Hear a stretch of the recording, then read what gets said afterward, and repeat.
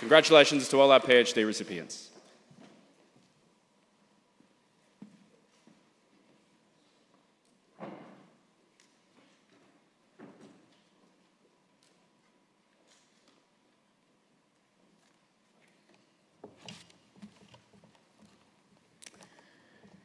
Today, the occasional address is to be delivered by Tjandra.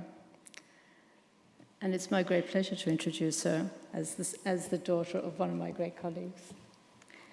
Tara pursued her academic journey at UNSW from 2014 to 2016, culminating in the successful completion of a Bachelor of Science degree in computer science with distinction. During her time as a student, she was awarded a Taste of Research scholarship in 2016. Upon joining Atlassian in 2017, Tara commenced her professional career as a full-stack developer focusing on the Atlassian platform and the construction of microservices for various products within the organization. She transitioned internally to join one of the Jira Cloud teams in 2019, witnessing firsthand the team's transformation from a modest Sydney-based group comprising of 12 engineers to an expanded post-COVID distributed team boasting 40 members.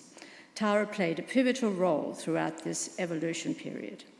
She contributed significantly to advancing the delivery of the Jira issue service, an efficient service capable of managing all 6 billion issues present in Jira Cloud reliably within milliseconds. Tara is currently serving as a tech lead, overseeing scale initiatives alongside cost reduction and performance optimization endeavors within Jira Cloud backend. Graduates and guests, Tjandra.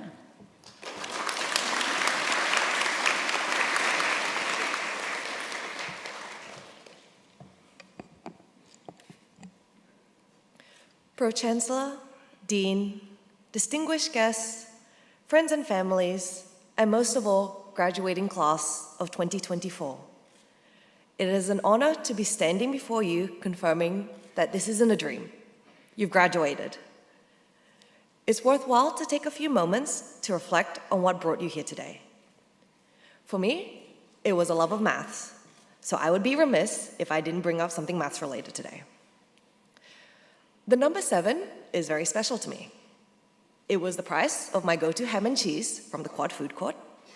It was the number of labs I had to run between to supervise exams in J17. And it's the number of minutes I have with you today. So I'd like to share 7 words of advice. 1, sustain. Breaks that come with the school term are a luxury you don't appreciate until it's gone. Working life is a marathon, and you will need to find a way to make it sustainable for decades to come, or you'll burn yourself out. Whether these are light midday walks or a month-long trip to Europe, you do you. Being able to tell when you need to rest and making the conscious effort to schedule this in is a skill. 2, socialize. Find the people that will improve your work life. These could be mentors that accelerate your career growth, but I would recommend that these should also be people you can call friends. The closest friends I made in my grad cohort were not the ones with the most similarities, but the ones I was forced to sit next to for 40 hours a week for 2 years. With all places of employment, you will have to spend a lot of time together, and there will be many, many harrowing stories. And it becomes just that bit better if you know these experiences are shared. 3, struggle. The first time I deployed a bad change to production, I wanted the floor to swallow me up. And instead, my manager sat me down and congratulated me on my first incident. It was understood that I made a mistake, but no one was blaming me, and I was encouraged to use this as a learning experience on how to not make the same error again. It was the bittersweet struggle that was a better teacher for me than any easy pass I've had before. What are scientists if not people who love to experiment? So try as many things as you can. Struggle, fail, get things wrong, and learn to make them successes in future. 4, strength.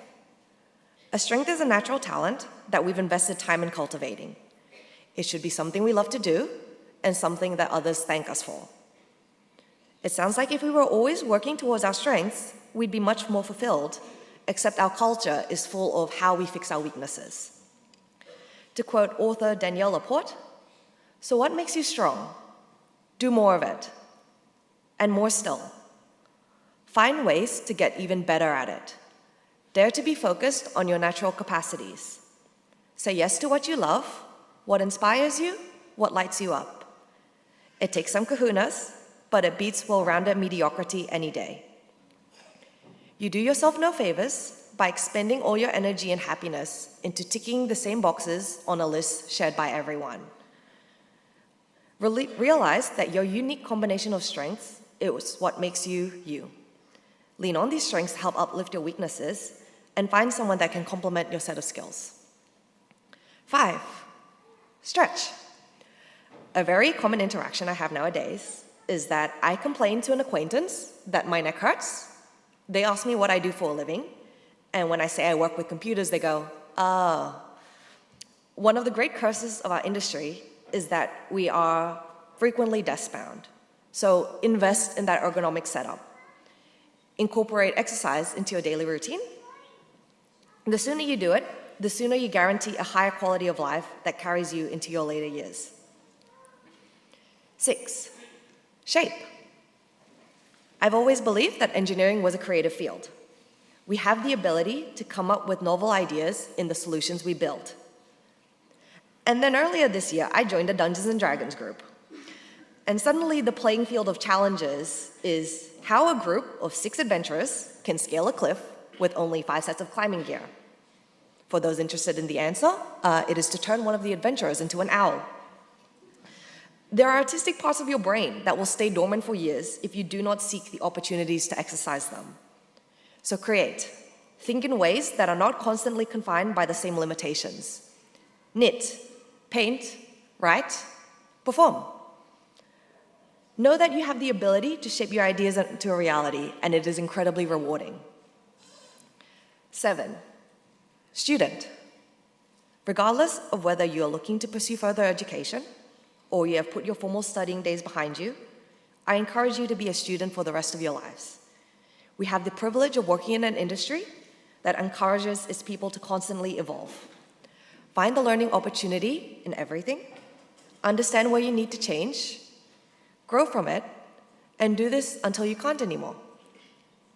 So these are 7 S's that have guided me since the 7 years I left UNSW.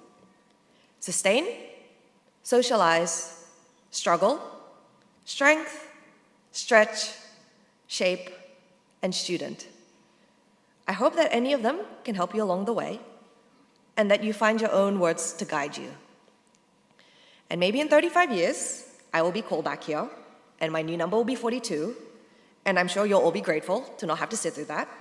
But I'm encouraged to know that in the field we work in, I would not struggle to come up with 42 words.